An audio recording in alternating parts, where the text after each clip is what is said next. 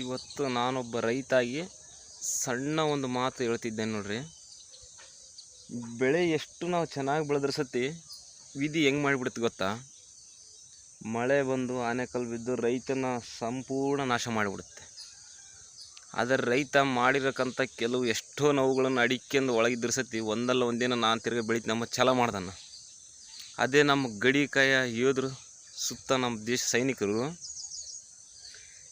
ಎಷ್ಟು ನೋವುಗಳು, ಎಷ್ಟು ಚಳಿ ಗಾಳಿ ಬಿಸಿಲು ಮಳೆ ಅಂದ ಕಾಯ್ತಿರ್ತಾರೆ. ಅವರೆಲ್ಲ ಅಲ್ಲಿ ಹೊರಗೆ ಅಷ್ಟು ಇದಿದ್ದರೂ ಕೂಡ ನಾವಿಲ್ಲಿ ಸಂಪೂರ್ಣವಾಗಿ ಬೆಳೆ ಬೆಳಿತೀವಿ, ಓಡಾಡ್ತೀವಿ, ಎಲ್ಲ ಕೆಲಸ ಮಾಡ್ತೀವಿ. ಆದರೆ ಇವತ್ತು ಅವರಿಗೆ ಎಷ್ಟು ನೊಂದಿದೆ ಗೊತ್ತಾ ಅವ್ರ ದೇಹಗಳು.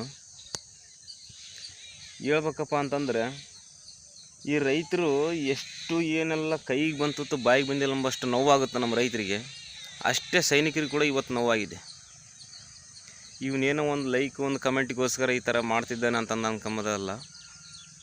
ಅವ್ರು ನೆಂದಿರೋ ಜೀವ ನೋಡಿದರೆ ಸೈನಿಕರದ್ದು. ಇವತ್ತು ನಾವು ರೈತರು ಈ ಹೊಲದಲ್ಲಿ ಎಷ್ಟು ಲಕ್ಷಗಟ್ಟಲೆ ಬಂಡವಾಳ ಹಾಕಿ ಬೆಳೆ ಮಾಡಿ ನೀನು ಫಸಲಿಗೆ ಬಂದಿದೆ, ಕಟಾವು ಮಾಡೋ ಮೂಮೆಂಟ್ನಾಗ ಎಲ್ಲ ನೆಲ ಸಾಪಾಗಿ ಮಳೆ ಬಂದು ಇದು ಮಾಡಿದಾಗ ನಮ್ಮ ರೈತರಿಗೆ ಮನಸ್ಸು ಎಷ್ಟು ನೋವುತ್ತೋ ಅಷ್ಟೇ ಸೈನಿಕರಿಗೆ ನೋವಾಗಿದೆ.